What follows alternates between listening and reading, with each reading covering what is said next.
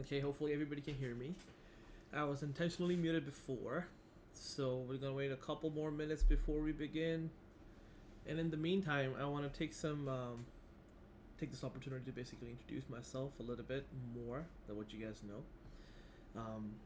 So I am a UBC alumni for now, graduated from a BSc program in electrical engineering. So I'm not a math major. If you think that I was, then you will be surprised. Math is not my first thing to do. It's just something that I like.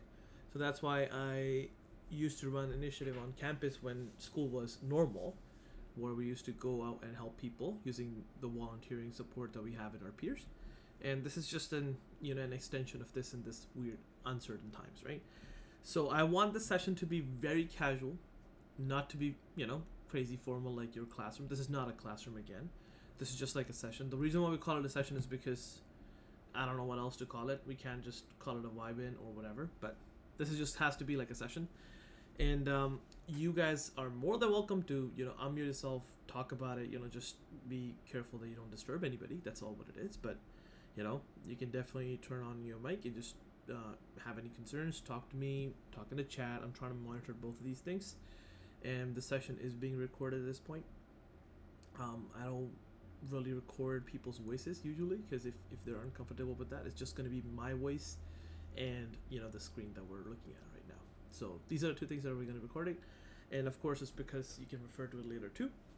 And other than that, today's agenda that I want to focus on will be like defining these certain terms, which you guys probably know, but I just want to take a second to like introduce my context to it. Is like, what is actually an integral?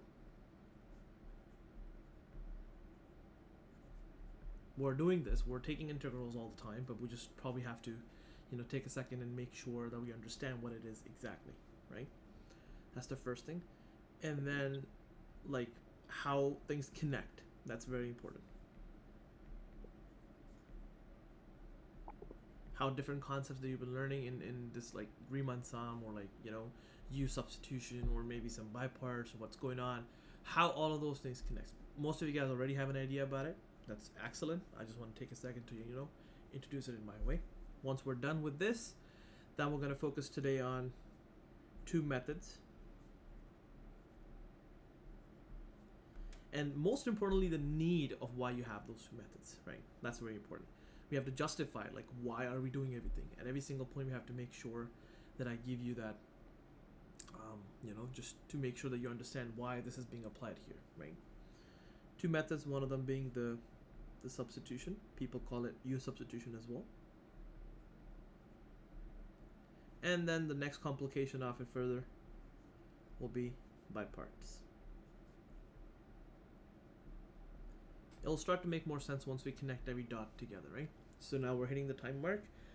If any of you guys have any questions, feel free to send it to me in chat, unmute your mic, talk to me, or whatever you like, okay? So I'm going to start talk about the actual stuff for today, okay? So I want to make it a little interactive too, so I would like your guys' input in the chat as well, if you're a little bit of mic shy, just like me. But hey, I'm trying, you guys can try too, so it's just a casual environment. So if I was to ask a very trivial question, in my opinion, was to find what this is, right? You can tell me what this is. This is an integral. What are your interpretations of it, right? Some people might say this is the area under the graph of y equals to x from 1 to 2. Some people might say this is just an integral. Some people might just say, okay, this is just x squared divided by 2 evaluated from 1 to 2. So all those things are more than welcome, But I want to see what you guys think about an integral when you see it. So I'm monitoring chat. I'm monitoring the mics too. Just waiting for somebody's input there too. Don't be shy,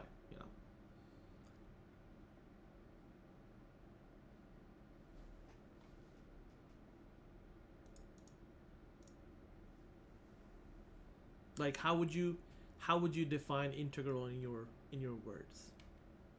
And if there are some hiccups in your understanding, that's okay, because that's the purpose of being here. Yeah, so I have one person saying that it's the area under the graph, like like we just said. So yeah, this could be interpreted as the area under the graph of y equals to x. The graph, I'm going to try to draw that. Not the best artistic person out there, but yeah. I'll try my best.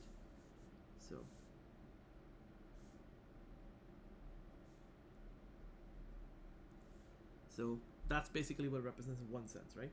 Area under the graph, yes. So most of the people are just leaning towards area under the graph here, right? So that's why it's the motivation here. The motivation is to find the area under the graphs, right? And then somebody who already started off to find these things is by putting approximate shapes. And if you were to find this area right now, how would you find it? Well, we can just try to always, go back to something that we already know. So the motivation here for that person called Riemann was to fit in shapes that he's already, familiar with. And in this case, I can clearly see that I can fit a shape that's a rectangle. And I can see there's a triangle as well. Right? So I can go ahead and try to compute this thing and be like, okay, this rectangle will have a width of total, 1 unit. The height of this rectangle will be the height that we chose at this point, and this point will be the function's y value at the x coordinate 1. Since the function is y equals to x, so this coordinate has to be 1 as well. Okay, of course at any point, because we're doing it the first time, if you feel like I'm going a little bit fast or slow or whatever, just make sure to tell me. It's much appreciated. I would love to make sure that you guys are on the same pace with me. So that's 1. That tells you that this dimension is 1 as well. Hence the area of the rectangle will be 1 times 1, which is basically 1 unit. Okay, and now the area of the triangle, you have to figure out this dimension. Well, because this total height up top is going to be 2, and you guys probably know why. And that tells me that this particular piece, the height of the triangle, is going to be 1 as well. The base of the triangle is also 1, hence the area of a triangle will be half times base times height, which is 1 times 1, which is 1/2. Right? So we got this expression. Yes, this meeting is being recorded, so you guys already know that. Yes. And then we got this stuff here. Now the total area that we're going to look for is 1 plus 1/2, which happens to be 3/2. Right? So pretty easy, pretty trivial. As long as this line does not have any curves, the graph does not have any curves, everything is fine, right? We're going to make sure that we can fit in shapes that we already recognize what's going on, and we can do it. And now that you guys are already into, the world of antiderivatives, something that we just coined up, would want to go this way. Would want to evaluate this integral without thinking about it as area under the graph, and just like a mathematical problem, just like finding roots of a quadratic, just like adding two numbers, you take an integral. Okay, and the way you've learned it is you would think about something called power rule, right? The power rule will tell you this integral, the antiderivative of the function x would be x squared divided by 2, and this needs to be evaluated from 1 to 2. And when you do the evaluation, you do the top bound minus the bottom bound. So when you plug in the top bound, you get 2 squared divided by 2 minus 1 squared divided by 2. That happens to be 4/2 minus 1/2. 2 minus 1/2, hence evaluate to be 3/2. Right? The thing that intrigues me the first time, when I first learned this, like you guys are doing right now, is how are these related? How come doing this little math and doing this geometrical interpretation of the whole thing yield the same result? Like, what is the link, How can you just do that? So this is where you learned one portion of the course, which is called the Fundamental Theorem of Calculus. It is the most overlooked one, because people don't really care about it. It's just like, one little thing in the course that you learn as a theory and forget about it. But the fundamental theorem of the calculus was the one that enabled you to find these special functions. The special functions which will spit out the area under the graph. Okay? And that special function has to be the antiderivative of the function that you have here. Which means, in simple words, if you take that special function that gives you the area, you take its derivative, you would end up back to what you're trying to integrate. Okay? That's the whole idea behind it. So fundamental theorem of calculus was the one that led you to take from using geometrical interpretations to actual mathematical work, right? So now, more strictly speaking, in this course that you learned is this integral 1 to 2 of x dx can be solved using two ways. This is using the shapes and using the math. Okay, the bridge in between them is the fundamental theorem of calculus, which we call FTC. Okay, when you're trying to do shapes, you have to look for Riemann sum.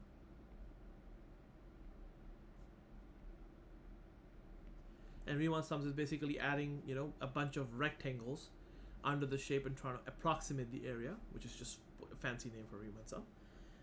And there are two kinds of it. You can have a finite Riemann sum, which will lead you to an approximation of the area, which is good enough. Sometimes we don't really care about the exact one. An approximation is good enough for us. That's good. And the second one is to have an infinite Riemann sum. That gives you the exact area. Okay, so setup like for this kind of function in a Riemann sum world will be defined in a context that you have summation from I starting from 1 going up to n of a function f of xi times delta x and the limit of n going to infinity. This is a Riemann sum. So this could be converted into this long discrete sum, which you can add to find the area. So that's a shapes interpretation. This represents the height of the ith rectangle, and this represents the base. So height times base will give you the area of a rectangle, and then your summation will add up all these rectangles to get you to the total area, right? So I have a whole new video on this. If you need help with Riemann sums and try to go with integrals there, I will definitely post that up. Okay, so I'll post it in Discord after this meeting ends, so you can look over that just to review it, but that's not the focus for today. So that was something that you did before, and then FTC enabled you to be able to find this special function, the area function or the antiderivative.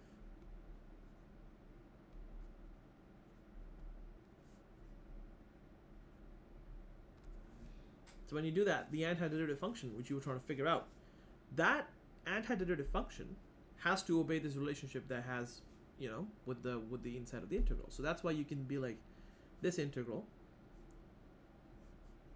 of x dx from 1 to 2, the function that I have as an integral will be x.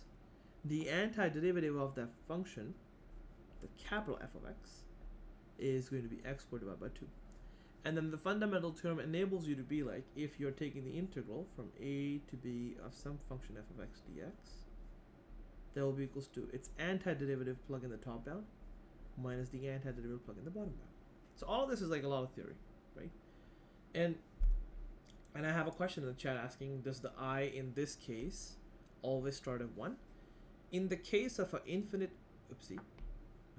in the case of an infinite Riemann sum, it doesn't really matter if you start at I equals to 1 or I equals to 0, because there are only two possibilities. You can either start at 0 or you can either start at 1, right?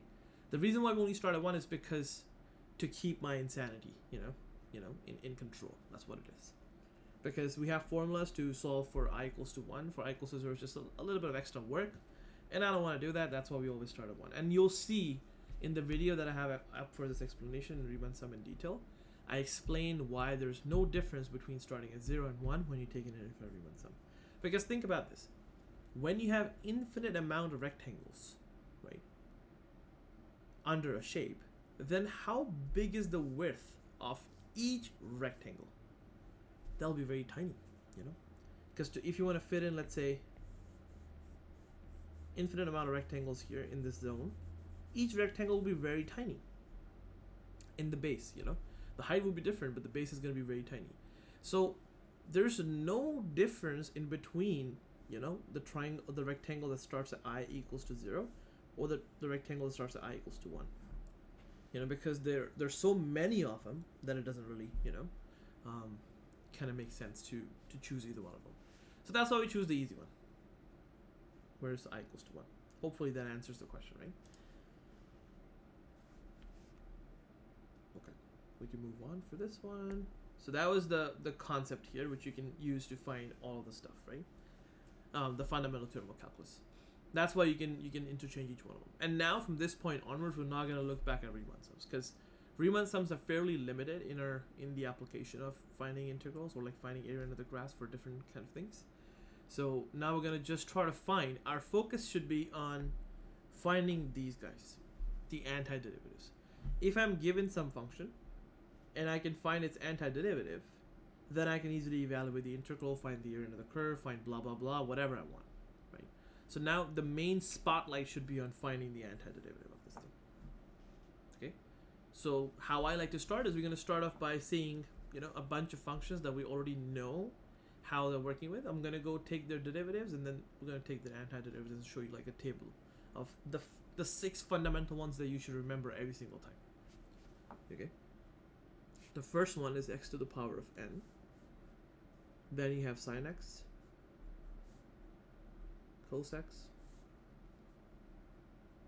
Then you have, I would say you have 1 over x.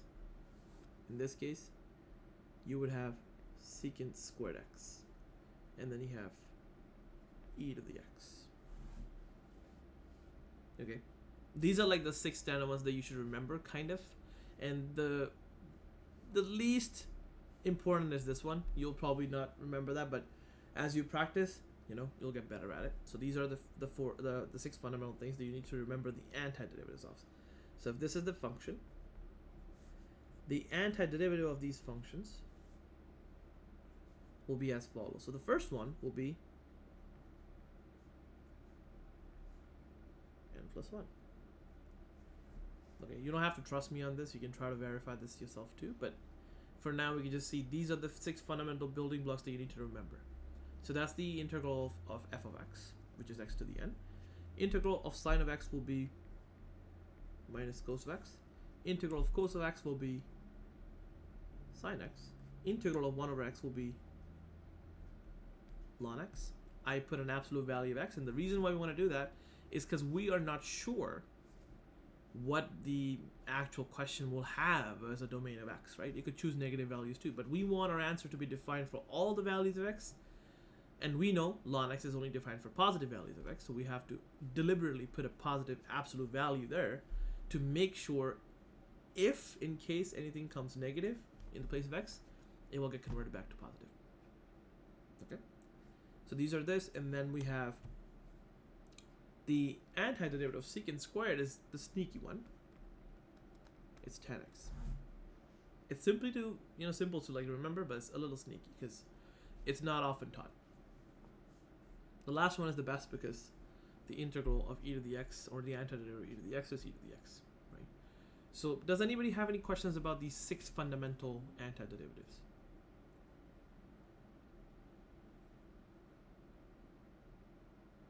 Most of you guys already know.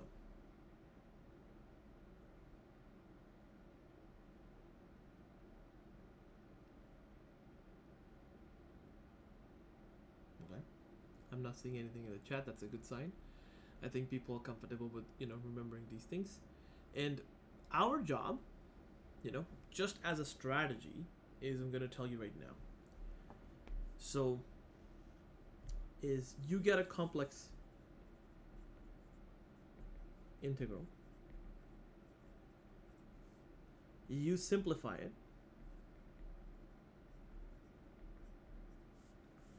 to reduce it to the form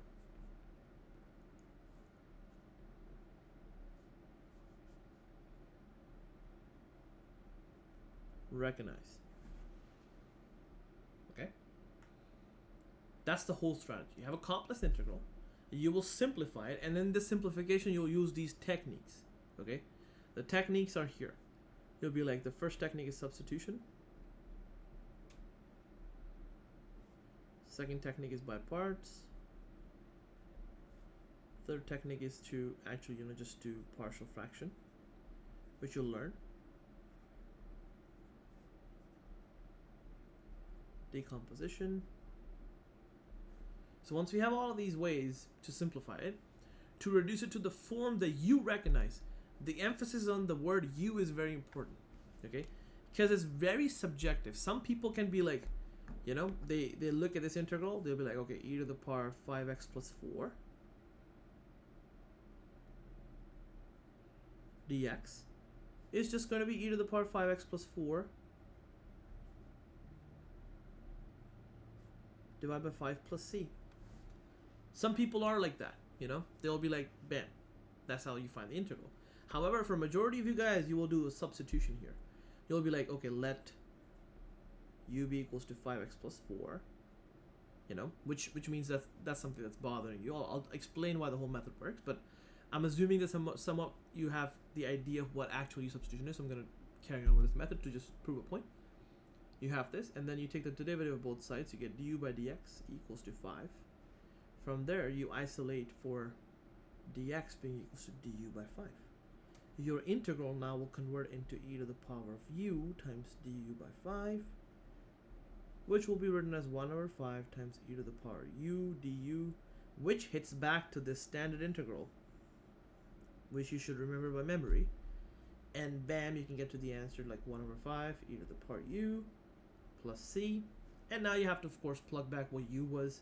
So you come back and say this is 1 over 5 e to the power 5x plus 4 plus c, because your u was 5x plus 4, right? So which method is better? You know, the blue or the green? Just remembering it right away, or, you know, doing it this way or this way. Each method has advantages, right? And it's always subjective to what you like. There is so many ways to solve an integral, and of course your peers might do it in a different way than you do. And it's completely okay, even though your answers will look different as well. Sometimes, right? But as long as the method is followed in a convention, and you can logically, you know, convince yourself why this is this and that is that, you can definitely, you know, achieve the same result. So that's very important. The integration boils down to just remembering these fundamental ones. And as you practice more and more, this one could be added to your fundamentals as well. You know, e to the power of something x is just e to the power of that thing divided by that something, which is in front of the x. And you will develop this after doing probably substitution like 50 times. And you'll see a pattern, like, okay, this is happening like again and again and again and again, so why don't we just, you know, make it into a actual, you know, method. So that's how you subjectively will practice every single time to enhance your understanding and your vision of seeing what this antiderivative is, right? Because I can blindly guess, okay, let's say if I ask you what's the integral of x squared e to the x? Well, I don't know. Can you do a fast guess like you did here in this case? Well, I'm not sure. Essentially, I'm just looking for a function that I would take the derivative of to get x squared e to the x. And I can't think of a function straight out of my head, you know, to think about it this way. However, if I give you this example, let's say I'm trying to find the function whose antiderivative, hold up, so cos of 5x.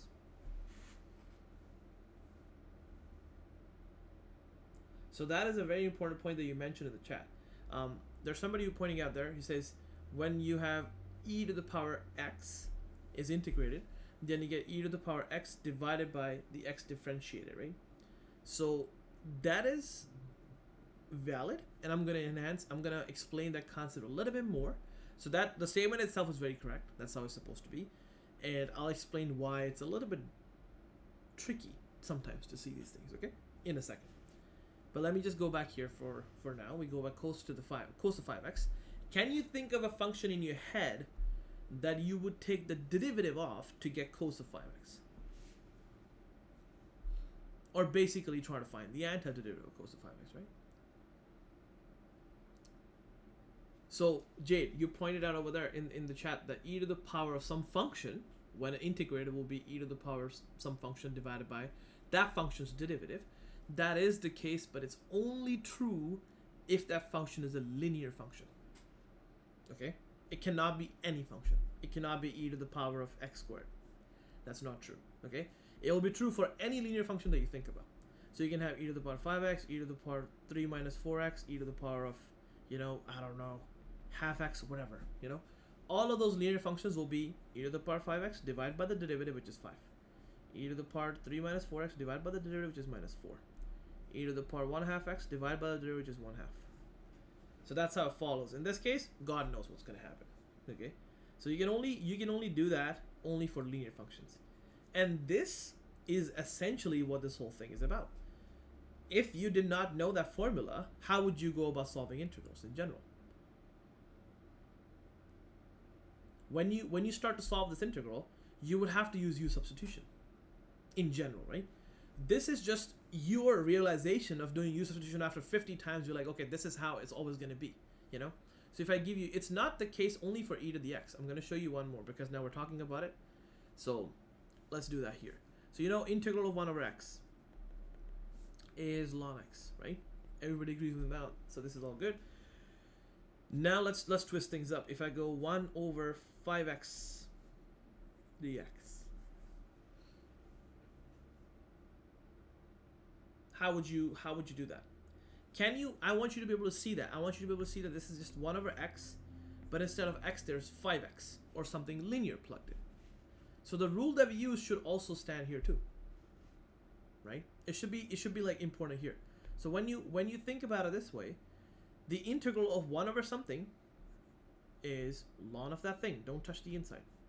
And then you divide by the derivative of it, which is just 5. Right? So if I was to take the integral of, let's say, 1 over 1 minus x dx, you guys should be able to see that this is ln of 1 minus x divided by derivative of 1 minus x, which is negative 1. Are you guys following along here? In this portion, right? It makes sense. So if you see a function that is of the standard form, you can be like that. So now coming back to this question here, you'll be like, okay, what's the integral of cos of 5x? You know there's a 5x plugged inside, which is a linear function. So the integral of this will be the integral of cos, which is sine. Keep the 5x there. You don't really care about that for now. Divide by the derivative of it, which is just 5. So this rule that you're just learning right now is just U substitution on steroids. You know, a little bit faster. Faster in terms of when you have a linear function, it just works faster. Now I'm going to give you a trick question here. Okay.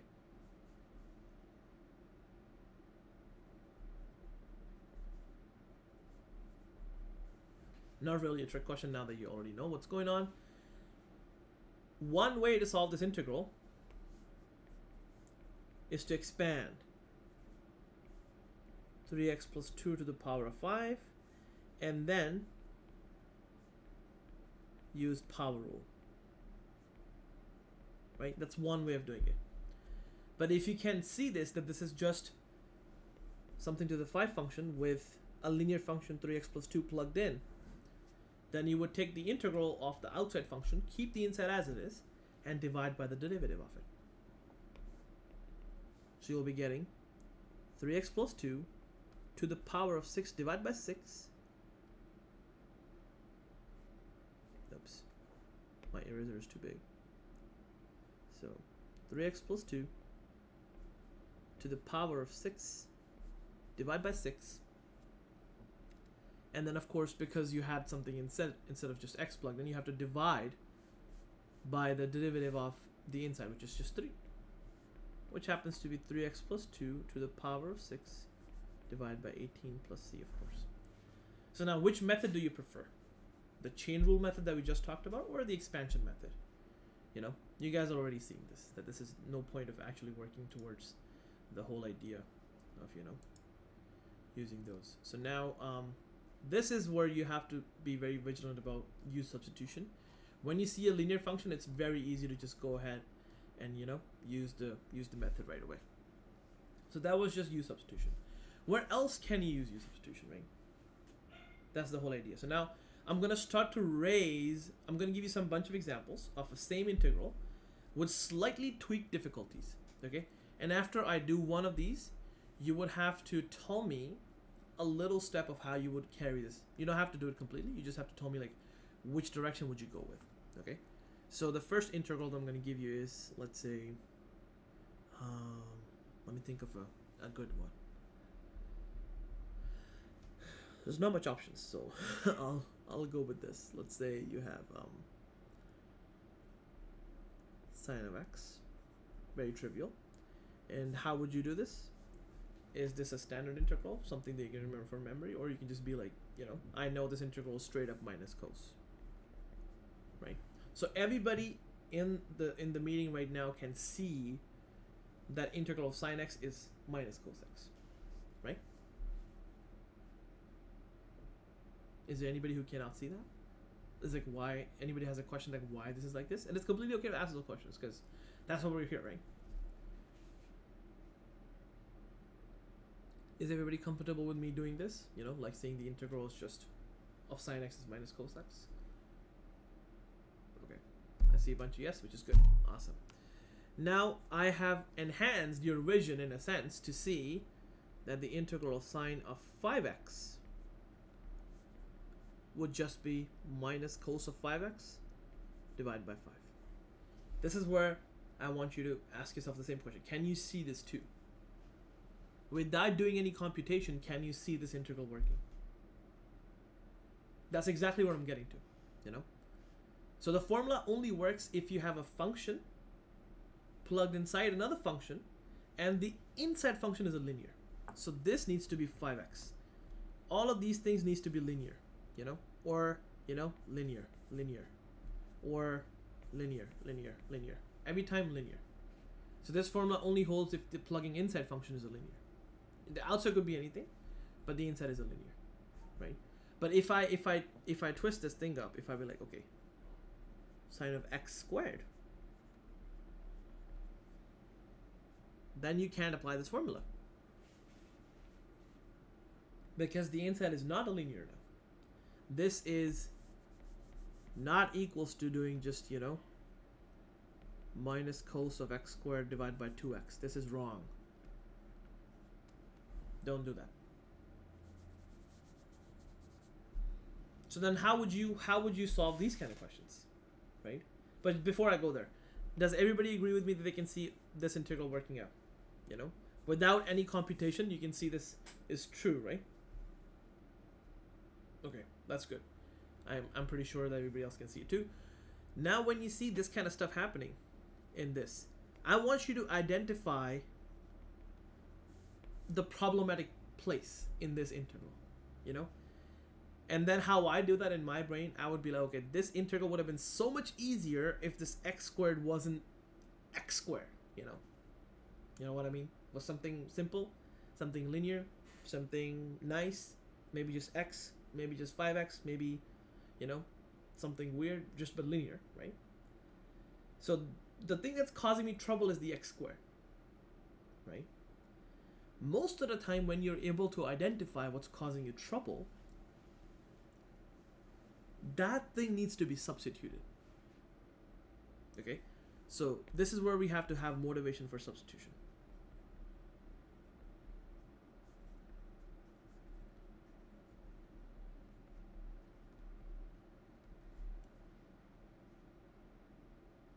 Okay? The motivation for substitution, if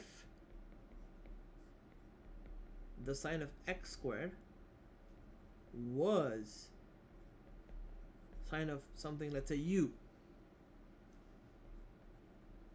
my life would be easy.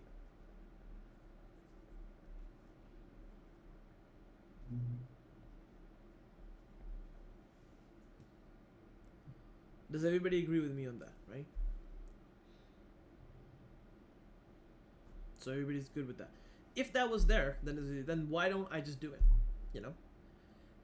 It's a little bit of a philosophical thing where people do things that they like to do, and nobody's stopping you from doing that. So why don't we just do it? Let me just go ahead and say let u be equals to x squared. Why? Because I want it. Then I can convert this integral into sine of u. Easy, right? That's very important to do that when you see that. But you have to be very careful. This integral was defined in terms of x. Okay? So what are you integrating has to be in terms of x.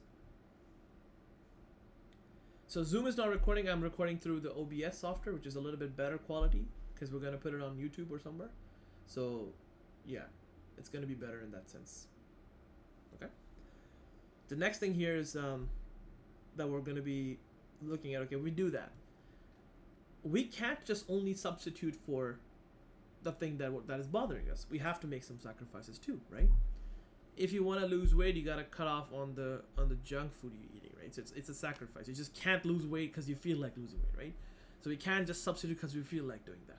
You have to make sure that we introduce a new differential element here as well. So we need to have that variable match this du in this case in order to do that. So now how does a dx relate to a du will be found out by this expression as well, right? When you do that, you can take the derivative of both sides. You get du by dx equals to 2x, right? That's what I want to get to. So now from there, you can say dx is just going to be du by 2x. So you would have a 2x here. And now you're stuck again. The reason why I wanted to show you this example is that you got stuck because the u substitution will not work if the substitution did not eliminate all the x's or the variable that you were substituting for. We wanted to get rid of the x. Well, yeah, sine u is in terms of u, du is there, everything is perfect. This extra x is going to bother us. So what do? Just give up and be like, I don't want to do this and cry? Not really, right? So this is where you have to kind of see this. This is now the next level of your vision that I want you to establish.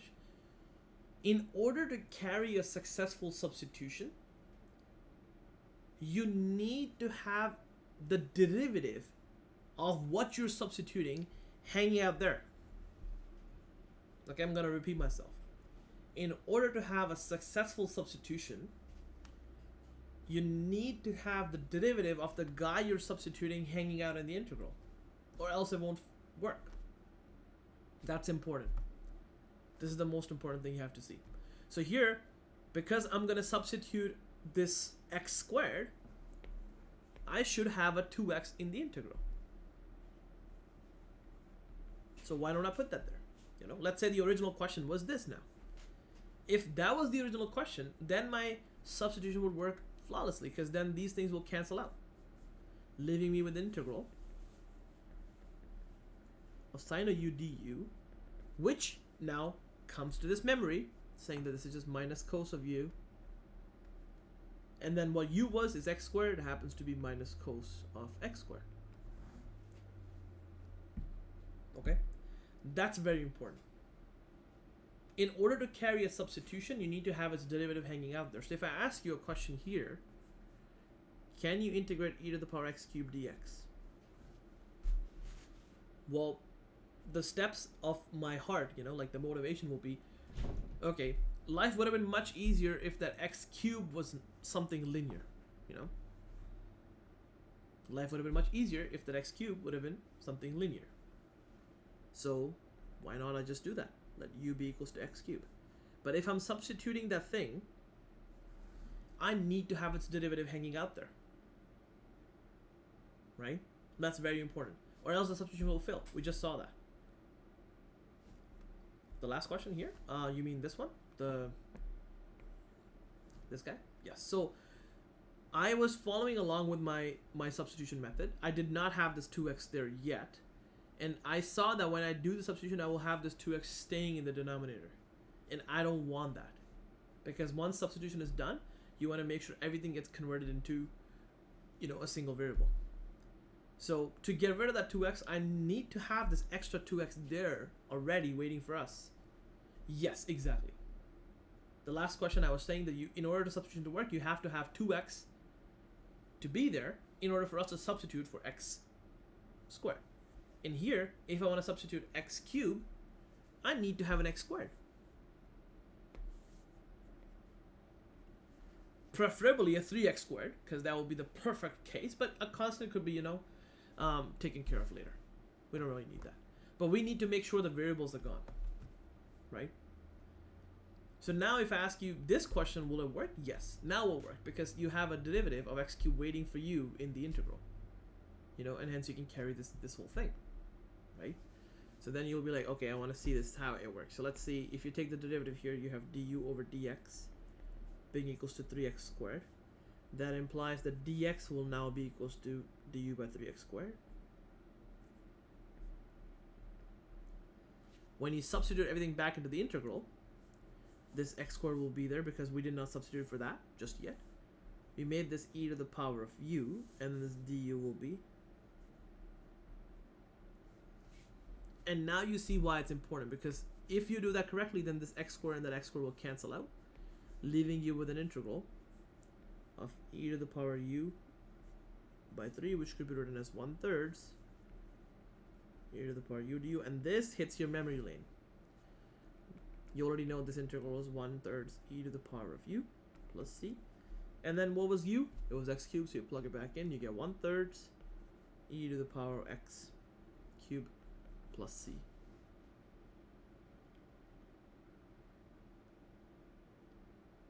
Does that make sense? Kind of. Yes, so that's exactly my point. Whenever they give you these questions, you just can't add that x squared. I'm doing it because I'm hosting the session, so I can do it. I'm making up these questions. But when you're going to get a question, you have to identify that in order to do a substitution, you need to have its derivative hanging out there. And this original question, this question of x squared e to the power x cubed will appear like this. It won't be like the one that I gave you. The motivation was to show you that it won't work if you have an x squared, if you don't have an x squared. So you need to have an x squared in order to carry a substitution. Okay? So it was just me making up things. So, pretty much. This right here is one of the parts of your question 3 on your Webwork. So this is question 3 on Webwork 6. Part, I guess, B. No, part C, I guess. Exactly. You can do this as a check when you want to do this. When you're doing a u substitution, you always need to have the derivative of what you're substituting being multiplied with the dx, or else it won't work. Right? So that's also a good thing. So now if we go back to question 3 of your, the Webwork, because we're talking about it.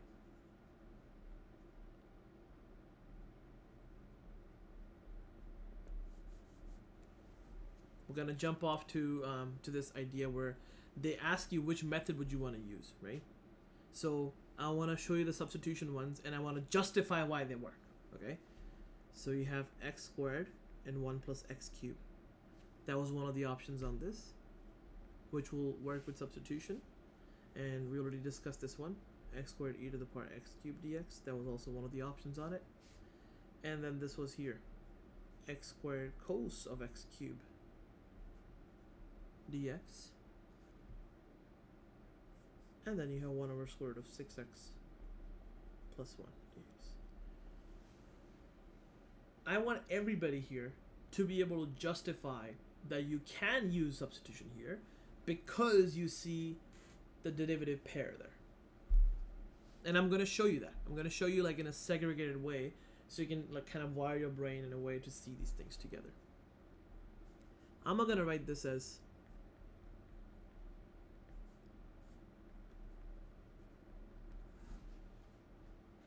now you can clearly see that this is just 1 over something, and inside that something, there's 1 plus x cubed, right?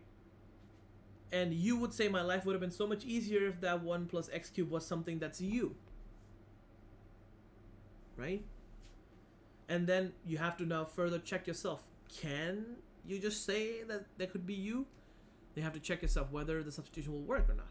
Well, yes, in this case it will work, because if you substitute 1 plus x cubed as u, you're expecting to have an x squared with the dx, and you have it. So this will work through substitution. Do you see the whole pathway of analyzing every function, whether you can do substitution or not?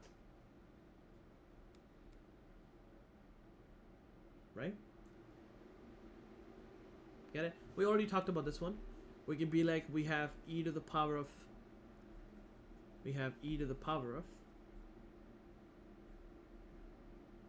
x cubed times x squared dx. Now you want to do the same substitution here. Yeah, I'm gonna get there in a second. The last one is gonna a little bit tricky, but I'm gonna get there. Okay. Do you have the derivative pair? Yes, it's gonna work. And it's the same case here too. You can write it as the cos function with some x cubed plugged in. Do you have its derivative hanging out in the integral? Yes, it does. So All of these things will work with substitution, right? The last one, I can interpret this as, let's see if you can see that too. I can interpret this as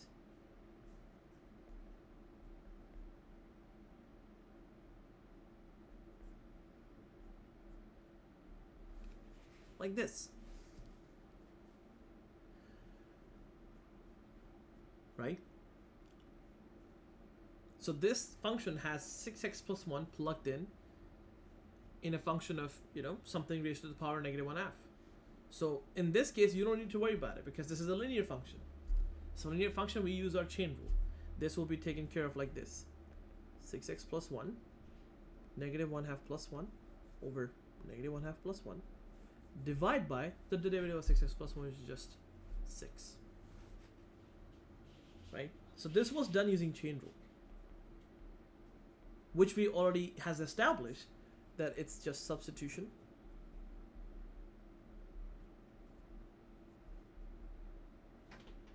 on steroids, right? So effectively what you did in chain rule is substitution anyways, right? And if you want to look at it from the same perspective as well, with being like, okay, my life would have been much easier if 6x plus 1 was something u, then you need to have the derivative of 6x plus 1 hanging out in the derivative with a dx. Well, the derivative of 6x plus 1 is just 6. And I can be cheeky and do this. Did I do any kind of crime or something illegal? I don't think so, right? I can multiply and divide an integral by 6 in order to have an artificial 6 sitting there to help me with the substitution. But you cannot do that with x's. You can't just multiply divide by x squared, You can only multiply divide by constants. That's very important. Does that make sense how the last one will work in both the cases?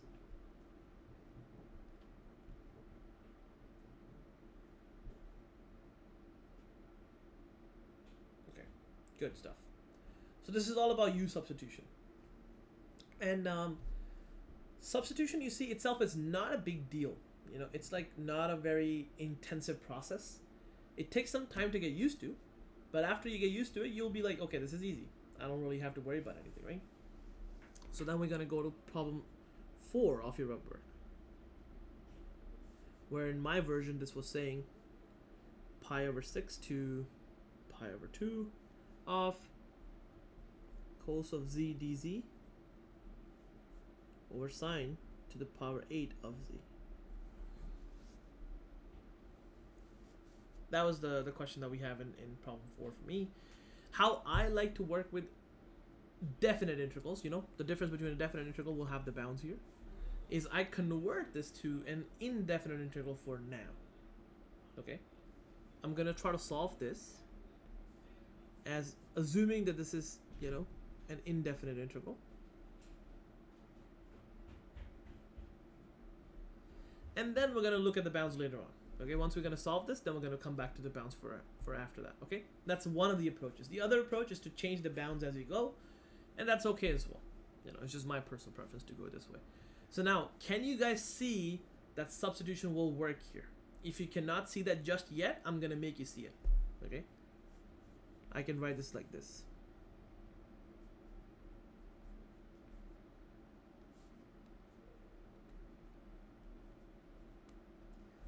Does everybody see why substitution will work in this case now?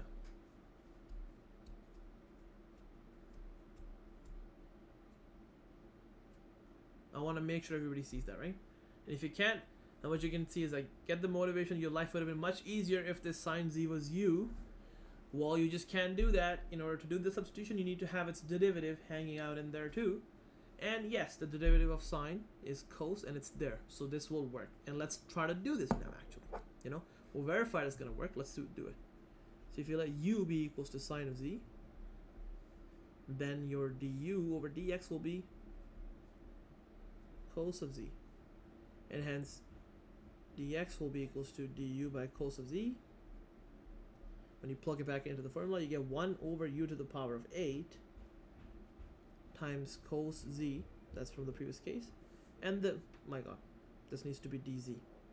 I'm getting carried away. My bad. So dz is just going to be that. So you'll have du by cos of z. And when you do that, this and this will cancel out. We saw that coming, which is good. The integral now becomes 1 over u to the power 8 of du, which could be interpreted as u to the power minus 8 du, and this hits your memory lane. Back right here. Okay? So everything gets reduced, so all the simplification gets reduced to something that you recognize. Okay? And we recognize that x to the power of minus 8 or u to the power minus 8 could be easily taken the derivative of by just u to the power minus 8 plus 1 over minus 8 plus 1. Effectively, u to the power negative 7 divided by negative 7. And then, what was u? U was sine z, right? So we're going to bring it back. So, sine z to the power of negative 7 divided by negative 7, which could be written as 1 over negative 7 times sine of z to the power of 7.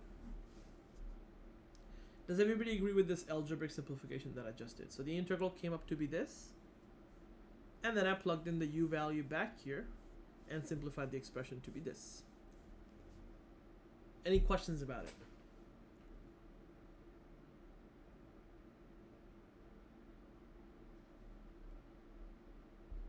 Okay, good stuff. You guys have no questions about it, which is nice. So we can move on to actually, now working with the whole question. So the answer is here.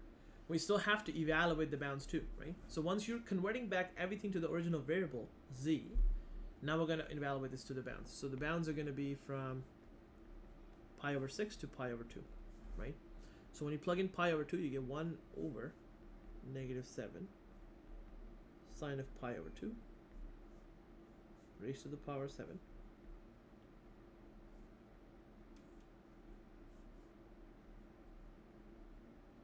sine of pi over 6 raised to the power of 7, right?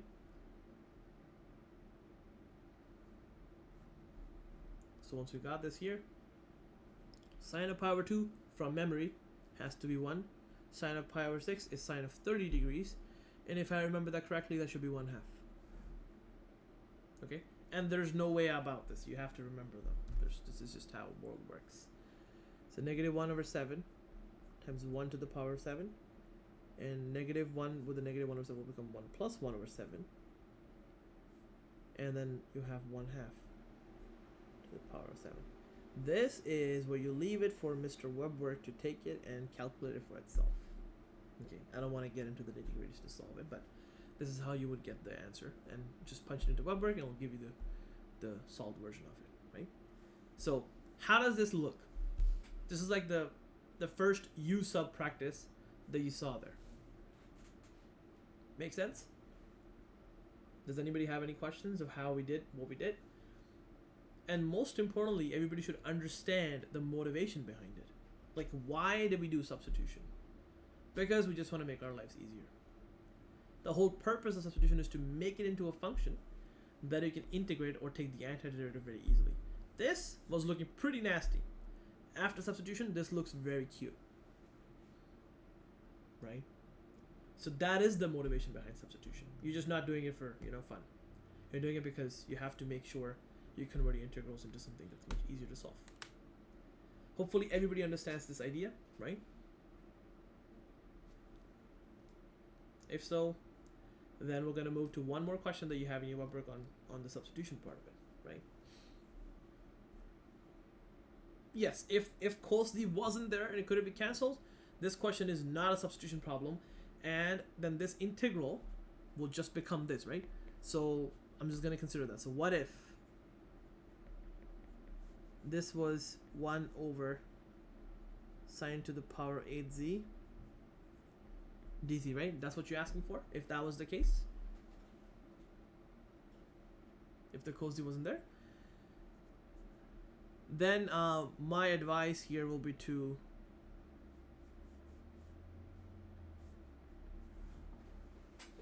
because this integral is pretty nasty. Okay? So if it was cos squared of 2z, then we're getting into, literature. We're trying to make new things. We're trying to be creative. We're trying to make sure that we have all of these things coming up. I just wanted to show you something. Hold up.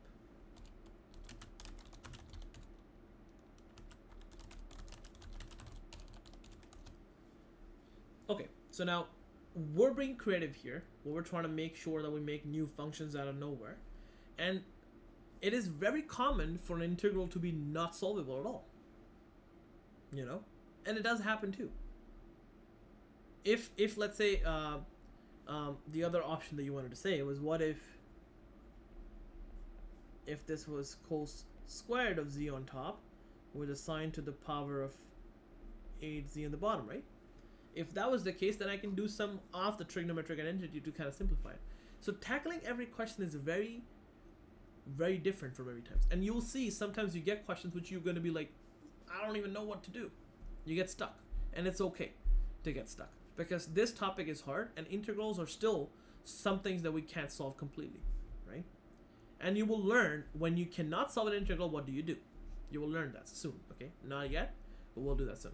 So my idea here is to tell you the questions that you're going to be getting so far right now will be so specially formulated to work with either of those methods.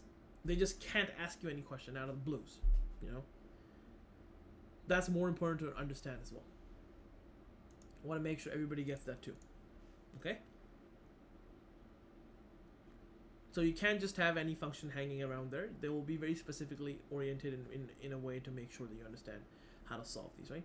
The other question that was also on substitution, I'm looking at it, was question 5. I had 4 times sine of cube x with cos x dx. At this point, I want the ideal case would be for me to see everybody be on the same page and be like, yes, now we know what's going on. Now we know this is just a function hidden like this. 4 comes out of this.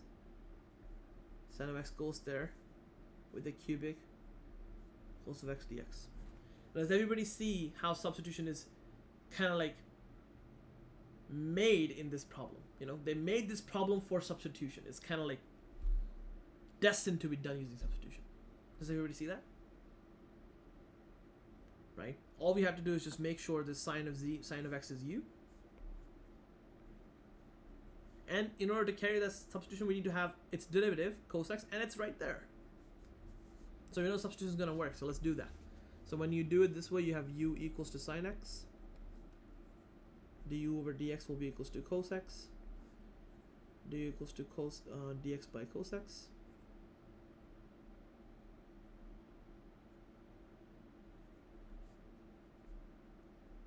And when it goes there, you get 4 u to the power of 3 times cos x, du by cos x, they go away. 4 times u to the power of 3 du. This hits the memory lane. 4 u to the power 4 divided by 4 cancels out. So the essential integral is u to the power 4 plus c. And what is u? U is sine x, hence the total answer is sine to the power of 4 plus c. Any questions about this?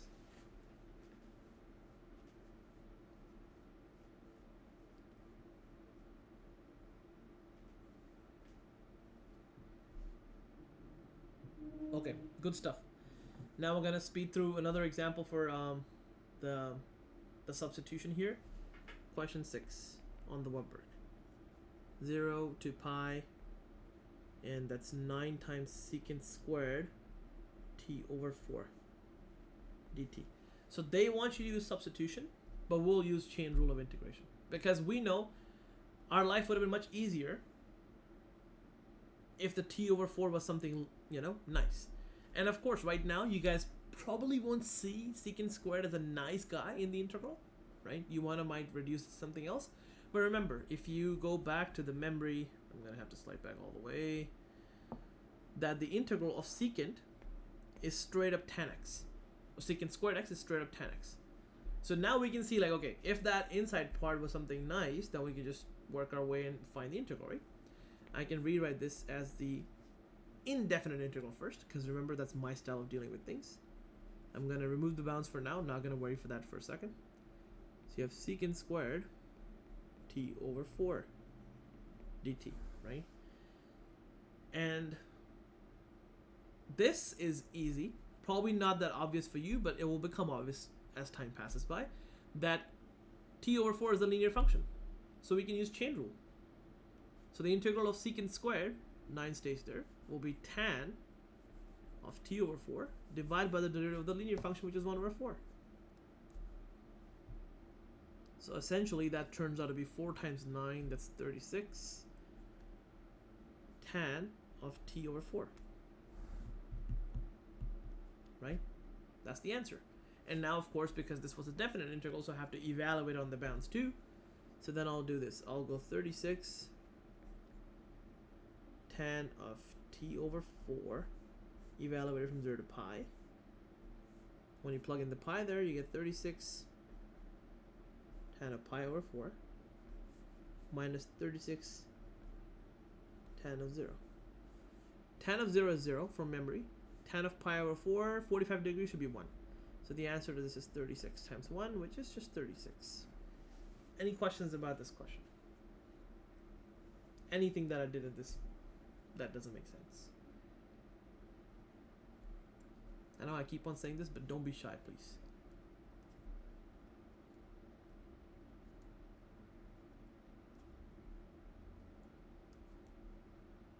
Okay, I'm not seeing any questions, which is good, a good sign. You know, so we covered up question 3, 4, 5, 6. How did the 1 over 4, this guy in the bottom, came here, right? Is that the question? The reason is because we take the integral using chain rule, and the chain rule tells you, you take the integral of the outside, keep the inside as it is, divide by the derivative of the inside. So the derivative of the t over 4 is just 1 over 4. That's why. Okay? And that's how we got to the substitution. So question, I say 3, 4, 5, 6 are covered, and now we're going to jump up into the one last question of substitution. That is question 8 on this Webwork. The question 8 is a little bit tricky, but still doable. Yes, that only works because t over 4 is a linear. Yes, exactly. You got it right. If that was something else, then we have to do the regular check. In this case, you know, the sine wasn't a linear function. In this case, the sine again wasn't a linear function, so we had to see its derivative hanging out there or not. But if it's a linear function, we don't really care. We just go by the chain rule and we get it done. Okay? Awesome. So here, I want to give you a side note. Okay? I want to give you a side note here. If you guys didn't remember. If you take square root of x and you take its derivative, you get 1 over 2 square root of x. Okay? If you guys didn't remember that, you now do. So now looking back at this question from the perspective,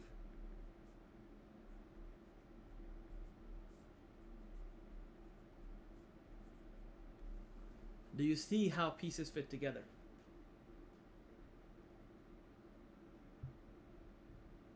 Life would have been much easier if this square root of x was something linear, like u, right? And because this is not a linear function, square root of x is not linear, so you need to have its derivative hanging out there. And the derivative should have 1 over square root of x, and you have that there too. So this should work. Does everybody see that? Okay, awesome. We're going to move on and actually do the substitution. So let square root of x be equals to u. Then you will have du over dx being equals to 1 over 2 square root of x, telling you that dx equals to 2 square root of x times du. When you plug everything back in, you get sine of u times 1 over square root of x times 2 square root of x du. This and this cancels out. We saw that coming. and this will be 2 times sine of u du, which hits the memory lane. So integral of sine is cos to 2 cos of u plus c. What was u? Square root of x, so put it back there.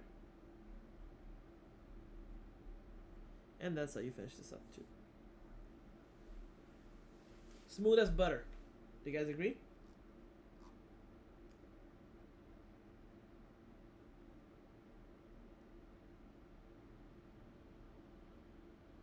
Okay, awesome, good stuff.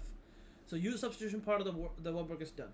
Okay, all the other questions are going to be in form of, you know, different integrals and stuff. So you have to make sure that we understand the new techniques now. So that was a rather long discussion of u substitution, but this is very important. We're not just talking about one strategy. We're talking about the overall vision of how you solve integrals, right? And that's very important here. So if you go back now, we're going to learn the second method. So if I add the next level of complication into these integrals, right? We had functions plugged inside functions. That's one of the things. But now I'm going to have a function being multiplied by another function. Okay? And of course, first line of defense is u substitution. So watch out. There could be a u substitution in disguise. Okay? One function here is 2x plus 4.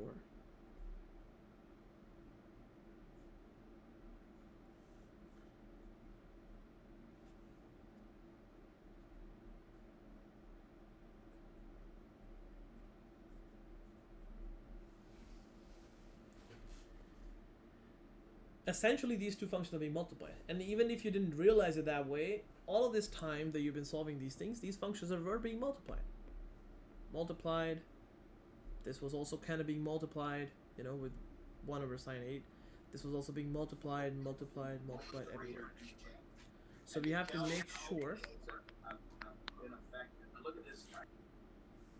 We have to make sure that we understand when is that multiplication different than u substitution. In this case, can you see a substitution will work?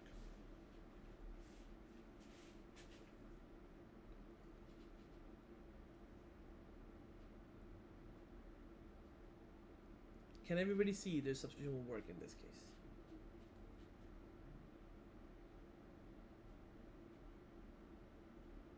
And this is supposed to be a little tricky too. It's okay if you don't. Okay, so I'm going to show you how it works.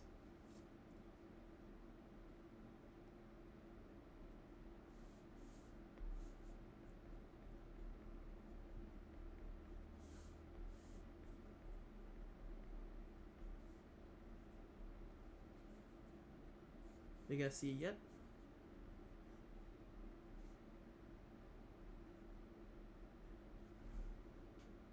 This question is something that I made up, okay? Because we're going to transition into the next method. So this is not a Webwork question. But this could possibly be one of the exam questions too, on your quiz or somewhere, you know? So do you see if I choose to substitute x squared plus 4x plus 6 as u, then I need its derivative there. Do I have it? Yes. Right? And that way you will be like, okay, this is just turning up to be, because you've been doing this for so long, I can just now jump up to this.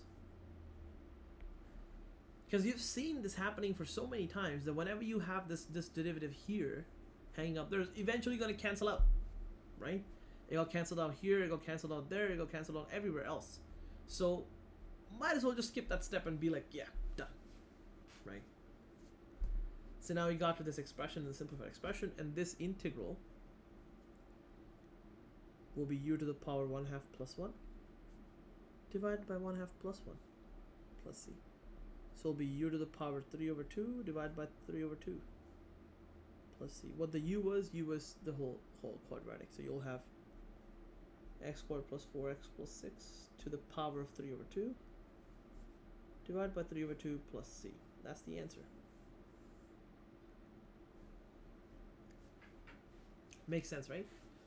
So now the fun begins when you have functions being multiplied and they're not of the same class. And when I say same class, that's just like a very naive word to use, you know, instead of saying that we're actually working with like an actual thing. When you have not have the same class, like in this case, you can be like, I have a function, which is gonna be written like, let me pick up an example from the Webwork, because that way we save some time. That will be written as this.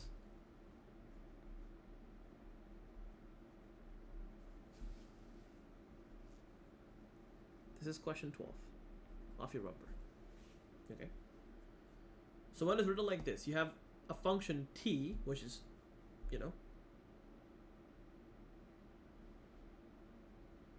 So you're saying, the question in the chat is, are we going to cover how to approach questions where the derivative of u isn't in the function and can't be cancelled? We already said, if you have that kind of case, like in this case, if you want to substitute something, and you don't see it in the actual integral, you cannot proceed with substitution. So substitution will only work when you will have those functions hanging out there to get cancelled out. Or else you won't have that question ever appearing in the scope of the course, because this course is very limited to what you're learning, right? So don't worry about those. Of course, once we see them, we'll definitely try to solve them too. But right now, the motivation is to be able to see which ones are substitution based, because there are going to be a lot of them, right? So we get this expression where we have t e to the power negative t. We have, in this case, an algebraic function and an exponential function. These functions are not of the same class. They're different from each other, right? So when you try to integrate these kind of things, you have to learn up a new technique, okay? So whenever that happens, we go for by parts. So now you should have a question associated with like when to use. When you see two functions multiplied of different class. That's the when to use justification of this, right? Make sense? Like when to use that. I'm going to show you the method now, what it is, but the motivation should be clear that we're going to do that, right? So then I'm gonna try to explain this in an algorithmic way. The algorithmic way is to see that when you see these two functions like this, step 1.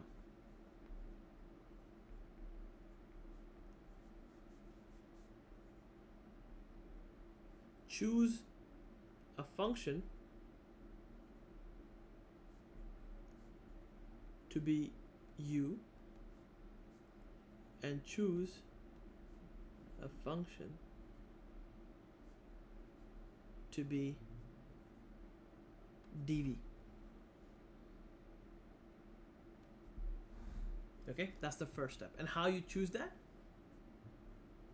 Use the acronym ILATE. Question 9 from Webwork, I think. Let me try to check which one is that. Yeah, that's the next one coming to after this, right? Because when we're going up to question number 8, the next one is question number 9. I want to teach you this method using this easier question first, and then we're going to go back to that one for sure. Okay. So we're going to use the ILATE method here. The ILATE is basically an acronym to tell you the priority of which one becomes u. Okay, and this stands for inverse trig, log functions, algebraic functions, trig functions, and exponential functions. So if you go from left to right, whichever one comes first will become your u. Okay, so in this particular question, we're dealing with an algebraic and exponential, right? So in our choice, u function will become the algebraic function because that comes first as per the acronym, right? So u equals to t, and then you'll have your dv, which is the other guy, will be e to the power negative t. Does everybody understand the first step of the whole algorithm? That will pick a u and we'll pick a dv. Okay? And the rules are as given, and now you can understand why we follow the rule in order to get something, right?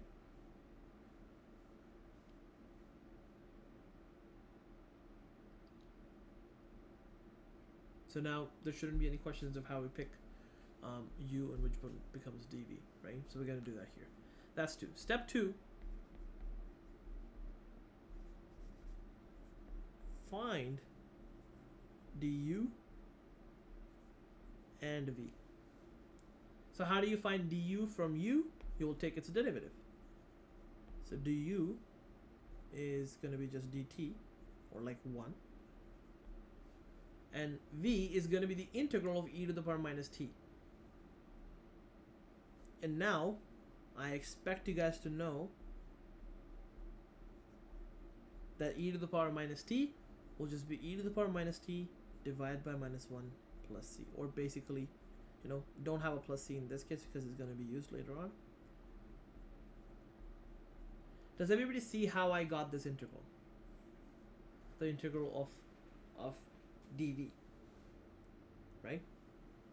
So we found u, we found v, we found du, we found dv, right? So I'm going to put them down there in an algorithmic way. So you have u being equals to t, you have dv being equals to about negative t, your du equals to dt, and your v equals to negative e to the power negative t, right? So we got all these here. Now step 3 is this integral, what we started off with, was supposed to be the integral I that we're going to compute, okay? We're just going to label this to be capital I. We won't look for that. So you can say the capital I could be written like u v minus the integral of v times du. Okay, so now we have all the things in the tray. We just have to compose this integral I. So then I, in our case, will be just u times v, so minus t times e to the power negative t, right? Because you have to multiply them, minus the integral of minus e to the power negative t times dt. Does everybody understand this method? Right? We got this, how we compose that. And the whole purpose of doing this, I'll tell you in a second, negative t, and then this will become plus e to the power negative t dt, right? The purpose of applying by parts, as the name suggests, is you're going to take the integral in parts. Okay? So we took part of the integral and solved it. So this capital integral was the I integral, got resolved into something minus a smaller integral, right? And why is t negative? Because of this guy. You're multiplying this with that, so I just put the negative in front because I have OCD with numbers having negative afterwards, so that's why. Okay? So that makes sense, right? Good stuff. So here, now we hope, after you apply by parts, that this new integral will be a little bit easier to solve. Okay? That's the whole motivation behind it. That you want to make sure that you get it. So integral will be negative t e to the power minus t. And now this integral is easy, right? As we all see that. This integral e to the power negative dt is already, we solved it, is, right, by the chain rule. And hence your total integral I will just be negative t e to the power negative t, negative e to the power negative t plus c. This is the final answer you'll submit for the problem. Does this make sense? Any questions about the method? Of course, this is the first time you're seeing it, so it might not be the best and obvious to see, but slowly you'll get a grab of it, right? So scroll down, you mean like on the previous page?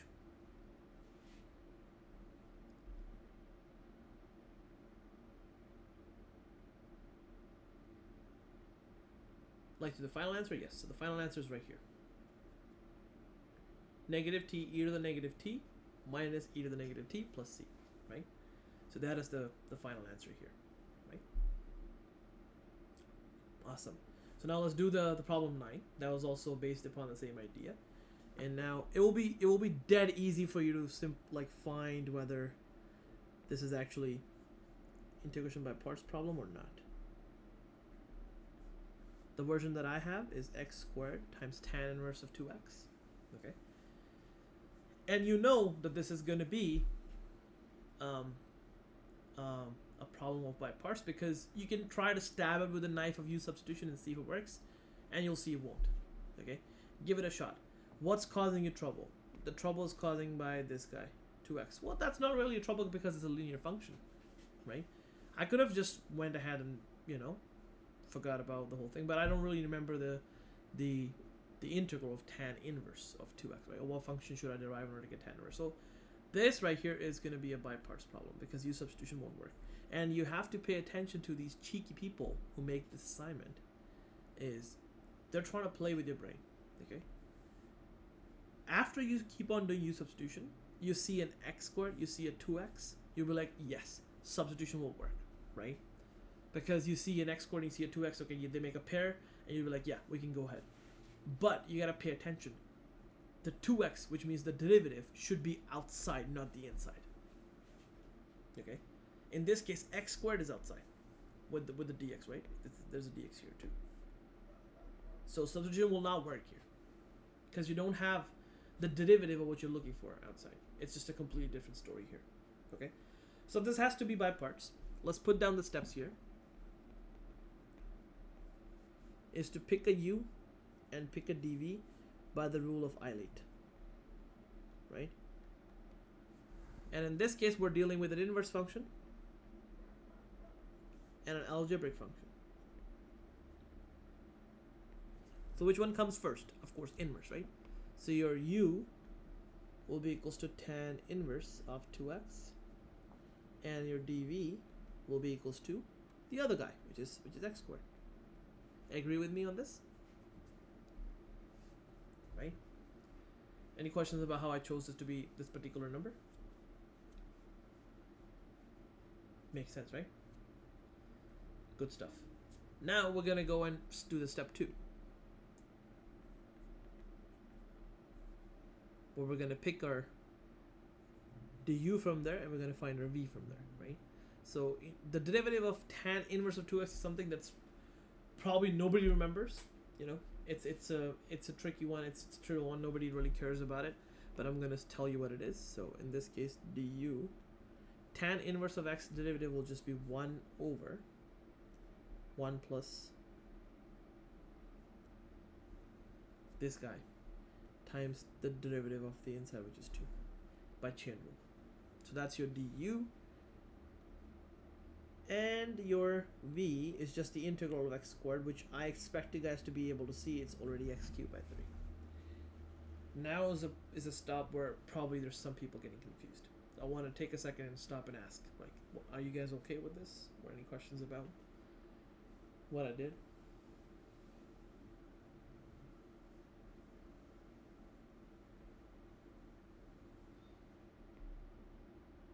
The side note, here's the derivative of tan inverse x is 1 over 1 plus x squared. Okay, that's why I got the derivative there. So dv is x squared because you already got picked up, the u got picked up by tan inverse, right? You only had 2 options. You have to pick tan inverse of 2x or x squared. So as per the rule of Eilert, the inverse comes first, so that guy becomes the u, hence dv has to be the other guy, which is x squared. Make sense? Yeah, it's okay, no problem about that. And then finding the du and v is just straightforward from the trivial book steps. Make sense? And now we're going to jump up to actually finding the integral. And now the integral I that this was starting to be can now be called uv minus integral of v du. So that happens to be u times v, which is tan inverse 2x times this. So we'll have x cubed times tan inverse of 2x divided by 3. That's uv. And then minus the integral of v times du. So it will be x cubed by 3 times 2 over 1 plus 4x squared dx. Alright, the hopes were to be able to see that this integral is a little bit easier. Well, I cannot say it's easier right now particularly, but it looks okay. It's a little bit better than the tan inverse one that we had in the beginning, so let's just see. So the whole integral I is this, right? all we have to do is find this integral and plug it in. That's what we have to do, right? So what I'm going to do now is I'm going to call this equation number 1. I'm going to call this new integral g. Okay? So we're going to have this integral g here. I'm going to take that, I'm going to plug it in and solve it separately. Okay? This integral g is basically 2/3 of x cubed divided by 1 plus 4x squared. Right? And then you ask yourself, what the hell? How do I solve this integral? Right? This looks a little bit tricky. Looks a little bit weird too. So what I'm going to do is I'm going to take this 2/3. I'm going to make it more obvious for you as well.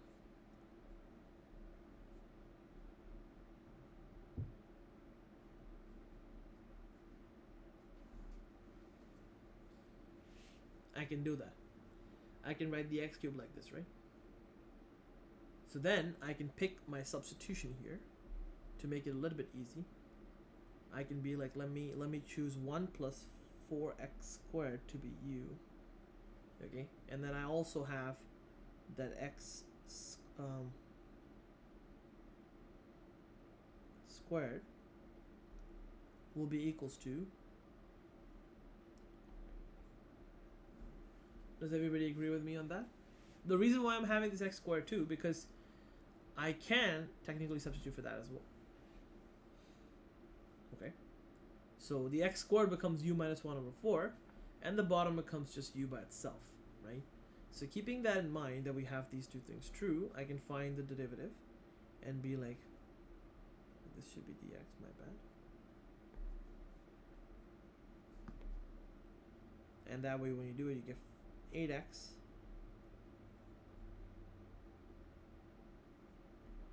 dx equals to du, implying that dx must be equals to du by 8x. So now let's carry the substitution. When you plug it back in, you get 2/3. The integral will be u minus 1/4 for the top, u for the bottom, and you'll have x here times du by 8x. The x's cancel out. So your integral for g will be 2/3 u minus 1/4 u, and this 8 can also be pulled outside. I can just be like, okay, this has to be 3 times 8, which is, I can actually take the 4 out too. So I'm gonna make this like this. So 3 times 4 times 8. Okay, everybody should understand that this 3 times 4 times 8 came from this. So 3 came from here, 4 came from here, 8 came from here. They're all being multiplied in the denominator.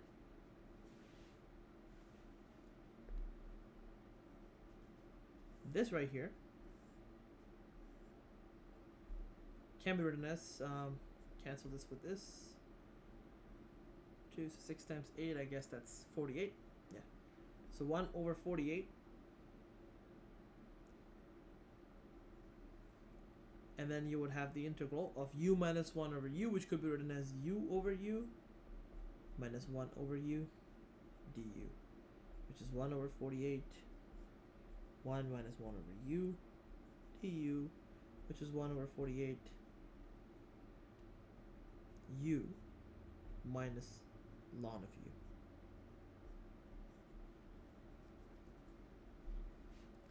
So we were hoping in the problem of by parts, the second integral that we have to solve is a little bit easy, but it's not, apparently, right? So we had to do some extra work to get it, but now we've found it. The final value of g, because you have to plug in whatever u was, right? So you plug in 1 plus 4x there, and then when you do that, you get 1 plus 4x. So the integral g, I'm going to write that here, will be 1/48 times 1 plus 4x minus ln of 1 plus 4x squared, and that's the integral g. So now all we have to do is just make our integral composed in a way. So I'm going to go back and write my equation number 1 first. Don't worry, I'm gonna copy all the stuff from the back, so if you missed it, don't worry about it. I'm going to post this document in Discord as well, so there shouldn't be any stress. of copying it down, so this will always be available. The integral I will be x cubed tan inverse of 2x divided by 3 minus the integral g, right? So g is that number, so we're going to have minus 1 over 48 times 1 plus 4x squared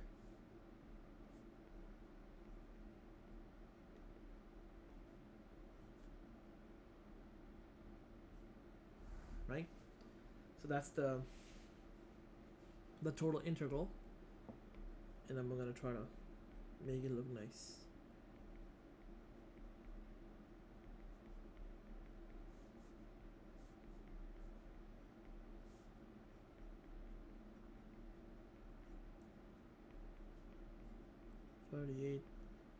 Ln of 1 plus 4x squared plus c.